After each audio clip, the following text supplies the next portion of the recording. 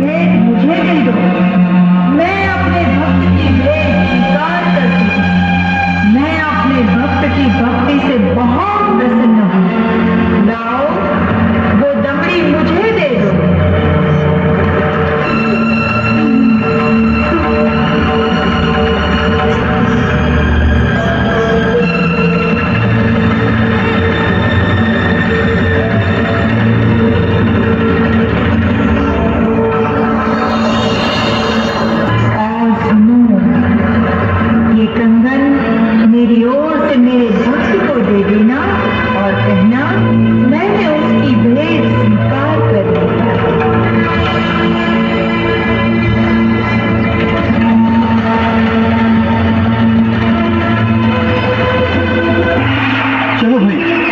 जल्दी चलो, ये मुझे लगता है ये जरूर उस शूद्र का फैलाया कोई माया जाल है। चलो।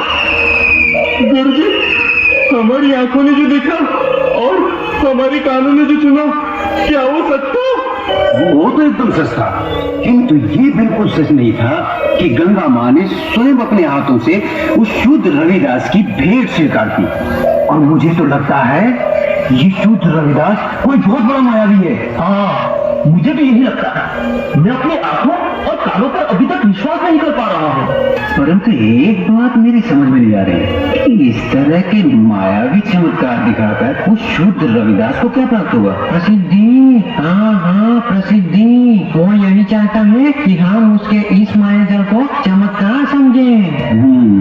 तो आगे की कहानी मेरी पूरी तरह से समझ में आ गई। वो शूद्र यही चाहता है कि उसके इस चमत्कार की चर्चा हम पूरे राज्य में करें, जिससे राज्य के भोले भाले लोग उसे गंगा माँ का सच्चा भक्त समझकर उसकी पूजा करने लगे। आप बिल्कुल सही कह रहे हैं। लेकिन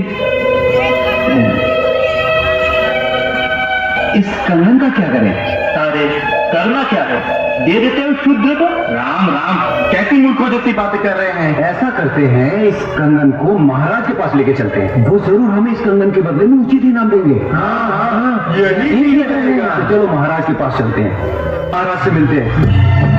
अरे भाई द्वारपाल, हम लोगों को महाराज से अभी मिलना है। अभी सूचना देता हूँ। रुको, पंडित जी के लिए सूचना की कोई आवश्यकता नहीं है, इन्हें महाराज से अभी मिला देते हैं।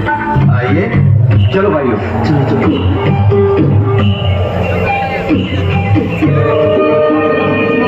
महाराज महारानी की जय हो। महाराज, पंडित विश्वनाथ जी आपसे मिलने आए हैं। ठीक है, आने दो। जो आज्ञा महाराज।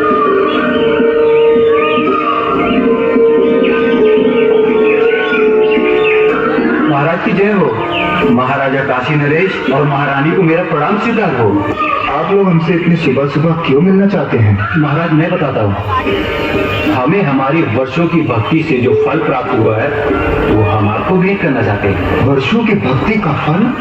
हमें तो कुछ समझ में नहीं आया। अगर भक्ति का फल आप लोगों को मिला है तो उसे आप हमें क्यों देना चाहते हैं? क्योंकि महाराज ये हमारे किसी काम का नहीं, ये तो सिर्फ महारानी जी के योग्य है।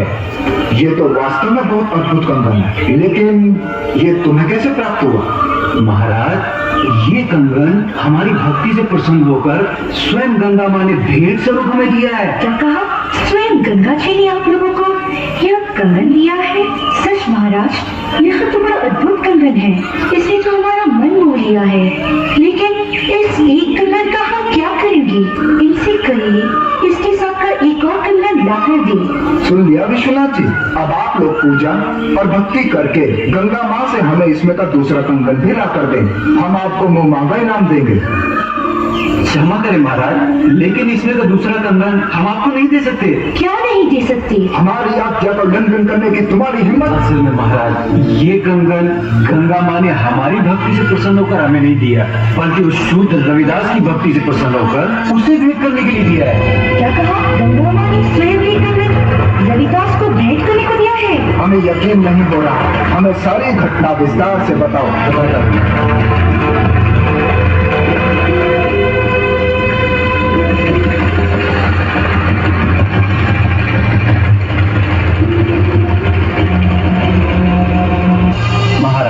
हमने सोचा कि वो शूद्र रविदास इस सोने के कंगन का क्या करेगा, और बस इनाम पाने के चक्कर में इसे लेकर आपके पास चले आएगा। ये तो बहुत बड़ा चमत्कार हो गया।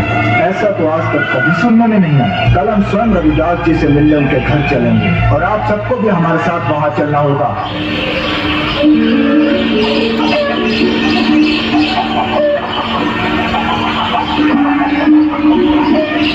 रविदास जी, महाराजा काशी नरेश आपसे मिलने आ रहे हैं। मुझसे मिलने आ रहे हैं? पर क्यों? आपकी जय हो। महाराज, आपने आने का कष्ट क्यों किया? अगर मुझसे कुछ अपराध हुआ है तो मुझे बुलावा भेज दिया होता, मैं स्वयं हाजिर हो जाता। वाह ढोंगी वाह, बनकर अपना भोले बनकर आ गए। महाराज, इसके भोलेपन को न चलिएगा, बहुत बड़ा ढोंगी और माया। तुम चुप रहो, हमारे सामने फिजूल की बात थी तो जुबान कटवा देंगे। रविदास जी, तुमसे कोई अपराध नहीं हुआ है जो तुम्हें हमारे समक्ष उपस्थित होना पड़ता। दरअसल हम यहाँ अपने स्वार्थ और लालच के कारण आए हैं। हम तुमसे कुछ मांगना चाहते हैं। ये आप क्या कह रहे हैं महाराज? मैं गरीब भला आपको क्या दे सकता हूँ? मैं तो जूते बनाकर चमड़े का छोटा मोटा काम करके बड़ी मुश्किल से अपनी गृहस्थी पालता। आप तो राजा हैं, आपकी कृपा से तो ना जाने कितने घरों के चूल्हे रोज चलते हैं। रविदास जी, थोड़ा सा